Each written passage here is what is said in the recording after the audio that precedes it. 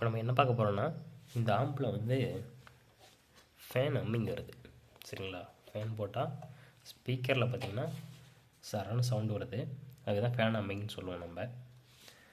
அது எதனால் வருது அப்படின்னு சொல்லிட்டு நம்ம இப்போ பார்க்கலாம்.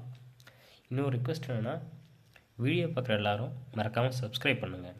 ஏன் அப்படின்னா, நிறைய பேர் வீடியோ பார்க்குறீங்க ஆனால் யாரும் சப்ஸ்கிரைப் பண்ண மாட்டேறீங்க. நான் அந்த அனலைஸ் அப்படின்னு ஒரு ஆப்ஷன் இருக்குது யூடியூப்பில்.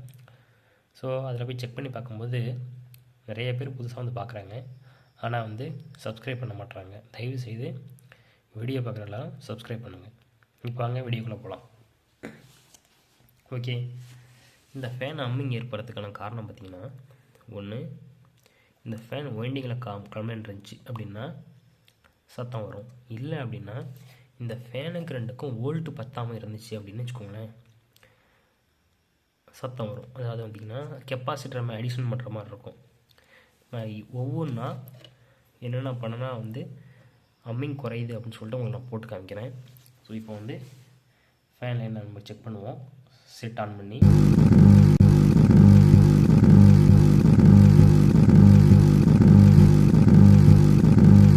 இப்போ பார்த்தோம்னா ஃபேனு வேறு எங்கே கரண்ட்டாக இருக்குன்னு பார்க்கணும். ஃபேன் வேறு பார்த்திங்கன்னா, ஸோ இது ரெண்டும் வருது, இது மூணும் சேர்ந்து தான் ஃபேன் வேறு சரிங்களா. இந்த ஃபேன் வேறு வந்து டைரெக்டாக வரும், இங்கே போகுது. இங்கே போனால் பவர் சப்ளை போர்டுக்குள்ளே போகுது. ஓகே, இப்போ நம்ம என்ன பண்ண போகிறோன்னா, கெப்பாசிட்டர் ஒன்று அடித்து செக் பண்ண போகிறோம். அந்த பவர் சப்ளை போர்டு கொடுத்து அம்மிங் வருதா அப்படின்ட்டு. சப்போஸ் அம்மிங் வந்துச்சு அப்படின்னா அதுக்கு தனி பவர் சப்ளை போடணும் சரிங்களா.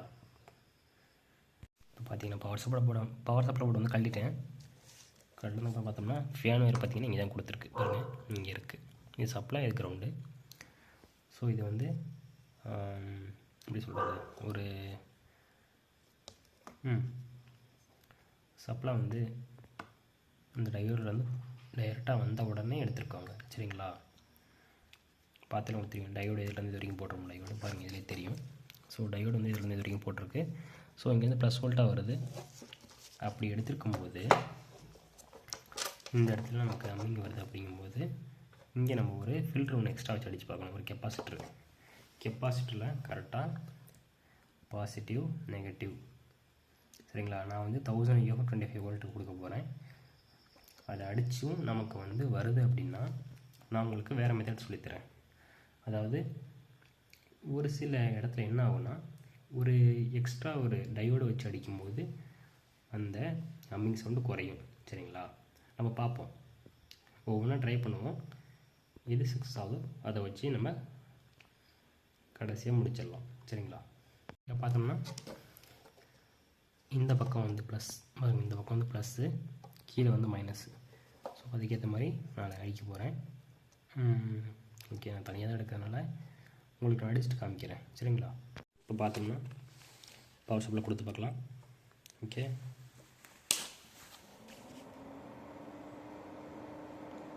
ஓகே அடித்தாச்சு, கரெக்டாக இருக்குது.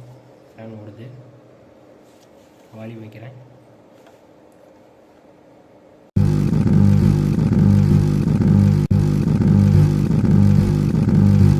பார்த்தீங்கன்னா இன்னும் வந்து குறையில, அம்மிங் அப்படி தான் இருக்குது. அடுத்து என்ன பண்ண போகிறேன்னா, இதை கழட்டிட்டு இந்த பக்கம் போகிற லைன் இருக்குது பார்த்தீங்களா, இந்த சப்ளை போகுது இல்லை ஃபேனுக்கு, அதில் ஒரு டையோடு வச்சு அடிக்க போகிறேன் சரிங்களா. டையோடு வச்சு அடிச்சுட்டு உங்களுக்கு காமிக்கிறேன் எப்படி அடிக்கணும்ன்ட்டு. எப்பவும் போல் தான் அடிக்கணும். பாசிட்டிவ் வோல்ட்டுக்கு எப்படி அடிக்கிறோமோ அதே மாதிரி தான் அடிக்கணும் சரிங்களா. பார்த்தீங்கன்னா டையோடு ஒன்று வச்சுருக்கேன். இந்த டையோடில் வந்து நம்ம கரெக்டாக இந்த கேத்தோடு வந்து இந்த பக்கம் இருக்க மாதிரி வச்சு அடிக்கணும் சரிங்களா. எப்படின்னா இந்த கோடு பார்த்திங்கன்னா கேத்தோடு இந்த ப்ரௌன் கலர் சிமெண்ட் கலர் கோடு, இது வந்து எப்பவும் போல் பாசிட்டிவ் வோல்ட் அடிக்கிற மாதிரி அடிக்கணும். அதாவது இதை இந்த இடத்துல அடிச்சுட்டு மீதி இப்படி அடிக்கணும். அடித்து செக் பண்ணுவோம் சரிங்களா. நான் ஒவ்வொன்றா தெளிவாக சொல்கிறேன், எது பண்ணால் குறையும் அப்படின்ட்டு. நீங்கள் அதுக்கேற்ற மாதிரி யூஸ் பண்ணி குறைச்சிக்கோங்க சரிங்களா. பார்த்தீங்கன்னா அடிச்சிருக்கேன் பார்த்தீங்களா, ஃபேனும் ஓடுது. வால்யூம் வச்சு பார்ப்போமா.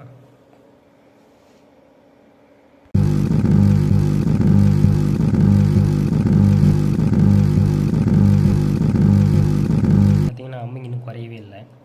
சரிங்களா. நம்ம இப்போ என்ன பண்ண போகிறோம்னா இந்த 5 வோல்ட்டில் அவுட்புட் எடுக்க போகிறோம். பட் ஆனால் 5 வோல்ட்டில் அவுட்புட் எடுத்தோம்னா ஃபேன் ஓடிச்சுன்னா இந்த யூஎஸ்பி போர்டு அதாவது எம்எம்சி போர்டுக்கு பத்தாது சப்ளை. ஸோ இங்கே வந்து எடுக்கிறத நம்ம தவிர்த்திடணும் சரிங்களா. இப்போ நான் என்ன பண்ணியிருக்கேன்னா சப்ளை வர இடம் அதாவது பார்த்திங்கன்னா டயோடு அங்கே போட்டு இங்கே பாருங்கள் அந்த இடத்துல டயோடு போட்டு இங்கே டைரெக்டாக வந்து சப்ளை வரும். வந்து இங்கே பாருங்கள் தெரியுதா, இந்த இடத்துல டயோடு போட்டிருக்கோமா, சப்ளை டைரெக்டாக இங்கே வந்துடுது. அதாவது இந்த 12 வோல்ட் ரெகுலேட்டருக்கு முன்னாடி எடுத்துருக்கோம். இப்போ 12 வோல்ட் ரெகுலேட்டருக்கு பின்னாடி எடுக்க போகிறோம், அதாவது இந்த இடத்துல எடுக்க போகிறோம் சரிங்களா. இதை போட்டு நமக்கு பிரச்சனை வருது. ஸோ இதை நம்ம கழட்டிடலாம். இப்போ என்ன பண்ணியிருக்கோம் பார்த்தீங்கன்னா கரெக்டாக பாருங்க. ஸோ இந்த இடத்துல இருந்துச்சு, இந்த கெப்பாசிட்டர் இருந்துச்சு, எடுத்து இந்த ரெகுலேட்டருக்கு இந்த பக்கம் அதாவது ரெகுலேட்டருக்கு அவுட்புட் வர இடத்துல கொடுத்துருக்கேன். ஓகே, அங்கே ஒரு ஃபில்ட்ரு போட்டிருக்கேன், இந்த இடத்துல கொடுத்துருக்கேன். இதுலேயும் நமக்கு அம்மிங் வந்துச்சு அப்படின்னா நம்ம அதுக்கேற்ற மாதிரி வேறு ஐடியா யோசிச்சாகணும். நான் வேலை கற்றுக்கும் போது என்னென்னலாம் பண்ணி பார்த்தனோ அதெல்லாம் உங்களுக்கு தெளிவாக சொல்கிறேன் சரிங்களா. நீங்கள் அதை ஃபாலோ பண்ணிங்கன்னா உங்களுக்கு கரெக்டாக இருக்கும். அதுக்காக தான் இந்த வீடியோ போடுறது. ஃபேன் அம்மிங்காக மட்டும்தான் இந்த வீடியோ. ஒரு சில இது என்ன ஆகுனா ஃபேன் அம்மிங் குறைக்கவே முடியாது. அப்போ என்ன பண்ணணும்னா இந்த ஃபேனை மாற்றி பார்த்தா தெரிஞ்சிடும் சரிங்களா. ஏன்னா நாளாச்சுன்னா வைண்டிங் கம்ப்ளைண்ட் ஆகி அந்த மாதிரி பிரச்சனை பண்ணுறதுக்கு நமக்கு வாய்ப்பு இருக்குது.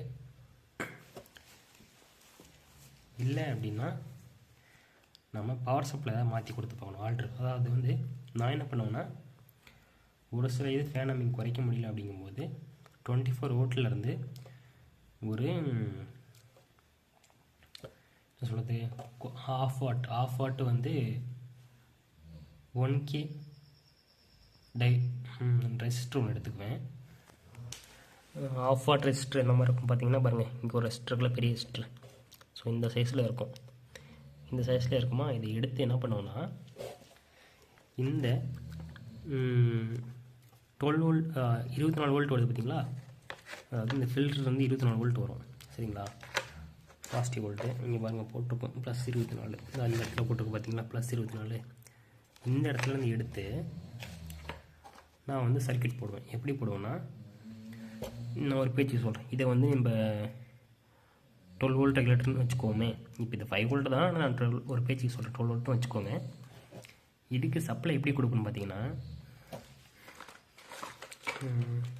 ஓகே ஆஃப் வாட் ரெசிஸ்டர் இல்லை. ஸோ இதுதான் இருக்குது பாருங்கள். இதுதான் இந்த இடத்துல அதாவது இந்த இன்புட் தரும் இல்லைங்களா, இந்த இடத்துல இந்த பக்கத்தை அடிச்சிடுவேன்.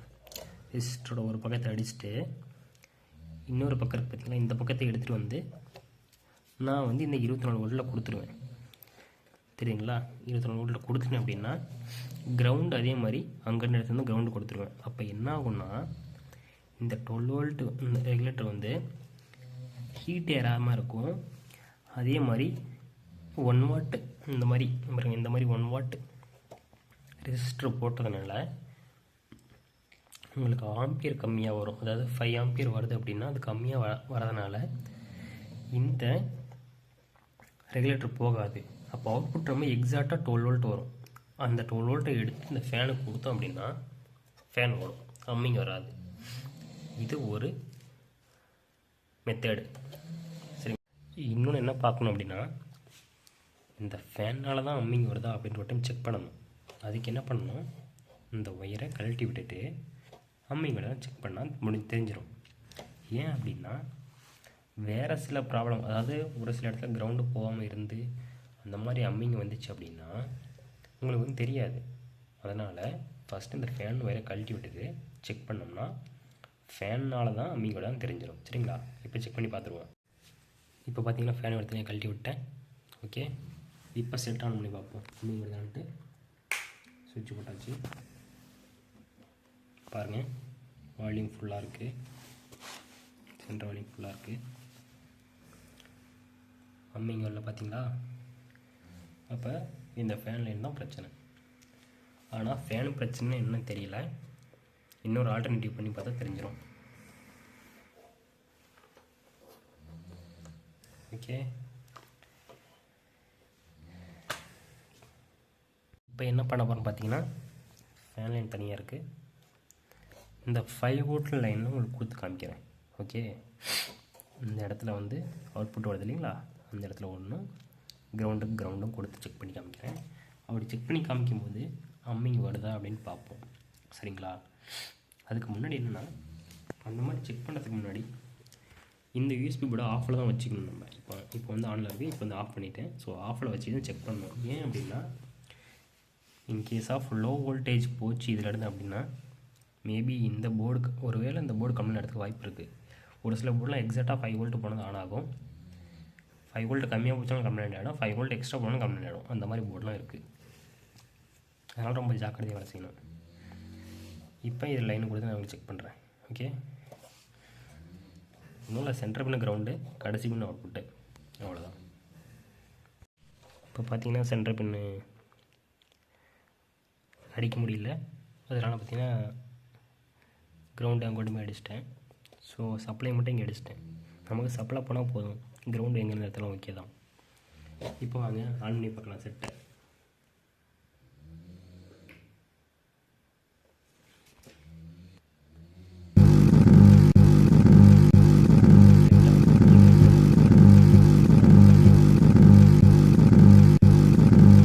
ஆனால் பார்த்தீங்கன்னா ஃபேன் ஓடலை. ஸோ இதுக்கான வோல்ட்டு பத்தலை. ஏன்னா ரெண்டையும் நான் வந்து சீரியஸ் பண்ணி போட்டேன் ஆல்ரெடி, அதனால் பத்தலை. அப்போ வந்து இந்த மெத்தட் யூஸ் ஆகாது நமக்கு. சரிங்களா, இருக்கிறது கடைசி மெத்தட் அதுதான். ஒன்று இந்த 24 வந்து எடுத்து கொடுக்கணும், இல்லை அப்படின்னா இந்த டிரான்ஸ்ஃபார்மர்லேருந்து மொத்தம் 2 12 வோல்ட் வரும் தெரியுங்களா. 2 12 வோல்ட்டு ஒரு கிரவுண்டு வரும். அதில் ஒரு 12 வோல்ட் வந்து இங்கே உள்ளே கொடுத்துருக்கேன். இது நான் ஆல்ரெடி அசம்பிள் பண்ண செட்டு தான், அதெல்லாம் சொல்கிறேன். உள்ளே வந்து இது கொடுத்துருக்கேன் இந்த லைனுக்கு. இன்னொரு 12 வோல்ட் இருக்குது இல்லைங்களா, அந்த 12 வோல்ட் வந்து எதுக்கு கொடுத்தனா, இங்கே வந்து இந்த போர்டுக்காக டூவல் பவர் சப்ளை போர்டு இது. ஸோ அந்த டூவல் பவர் சப்ளை போர்டுக்காக நான் கொடுத்தேன். எப்படி கொடுத்தேன் அப்படின்னா, அதை வந்து மைனஸ் வோல்ட்டாக மாற்றி கொடுத்தேன். இப்போ என்ன பண்ண போகிறேன்னா, அதுலேருந்து ஒரு லைன் எடுத்து கொடுக்க போகிறேன். ஸோ அதுலேருந்து ஒரு ஒயர் போட்டு எடுத்து கொடுத்து அதுலேருந்து வர வோல்ட்டை செப்பரேட்டாக கொடுக்க போகிறேன். சரிங்களா,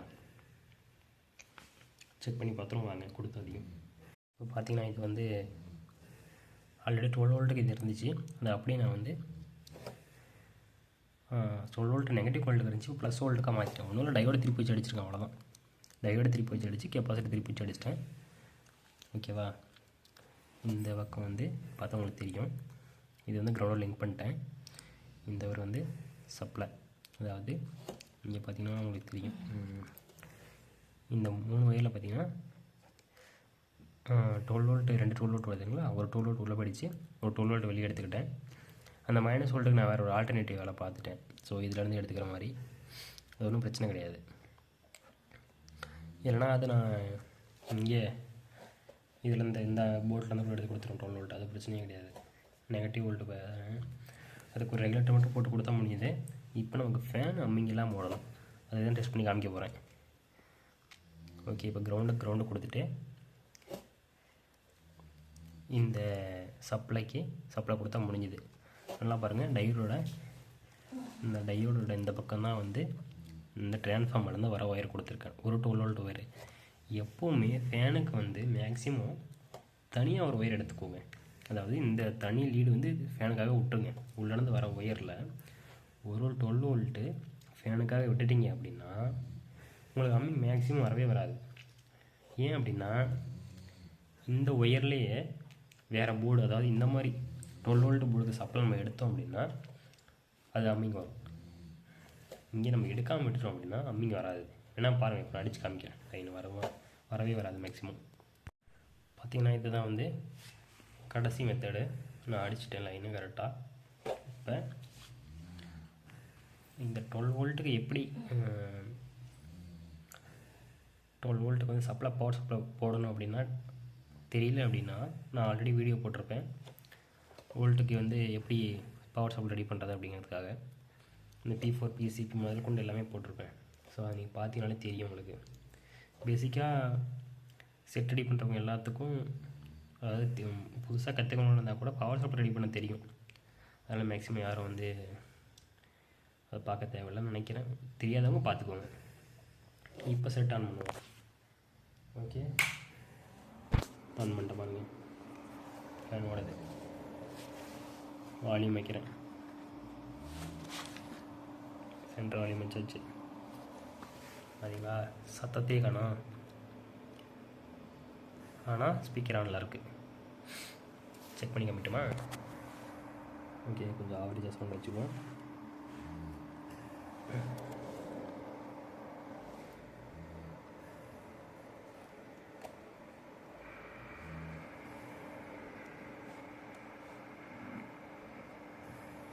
இனி பாருங்க, கை வைக்கும்போது சத்தம் வரும்.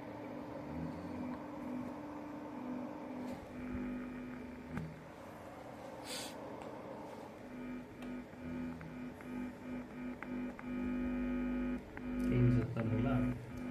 ஸோ கரெக்டாக நடக்கும். அப்போ இந்த மெத்தடில் தான் நமக்கு வந்து இந்த ஹம்மிங் அரெஸ்ட் ஆகிருக்கு. ஸோ இந்த மெத்தடெல்லாம் ஃபாலோ பண்ணிக்கோங்க. தனியாக ஒரு லைன் எடுத்து அதில் போட்டுக்கோங்க. உள்ளேருந்து டிரான்ஸ்ஃபார்மர்லேருந்து வர 12 வோல்ட் ஒயரில் ஒரு லைன் எடுத்து சப்ளை, அதாவது டையோடு கெப்பாசிட்டர் வச்சு பவர் சப்ளை ரெடி பண்ணி போட்டிங்கன்னா ஹம்மிங் வராது. ஓகே, மறக்காமல் சப்ஸ்கிரைப் பண்ணுங்கள்.